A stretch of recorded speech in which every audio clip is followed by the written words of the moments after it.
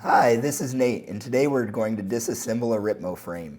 This procedure is identical for the Ripmo and the Ripley models. The process is also very similar for the HD6, though the shock removal is slightly different. We have a link in the description below to the HD shock removal process. You will follow this procedure if you would like to swap out the Clevis and shock to convert between either a Ripmo or a Ripley. You will also follow this procedure if you need to complete a full bushing and bearing service.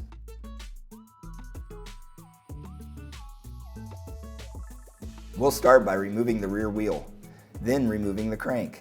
The crank removal process is specific to your drivetrain's manufacturer. You will need to remove the cranks in order to remove the lower links. Next, we remove the shock. We start by placing a rag around the seat tube to prevent the Clevis from scratching the frame after we remove the shock. Then we remove the two 5mm bolts.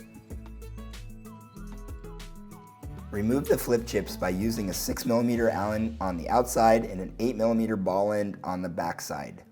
You repeat this on both sides. There are two spacers that are captured between the rocker link and the frame. Be careful as these may fall out. We have a full video on how to remove and reinstall the flip chips, which is linked in the description below. Using a 6mm Allen key, you may now remove the entire upper link and Clevis assembly. At this point, if you would like to swap to a different Clevis to change the rear shock's travel, you can remove this Clevis. You will need a 6mm Allen key and a lot of force.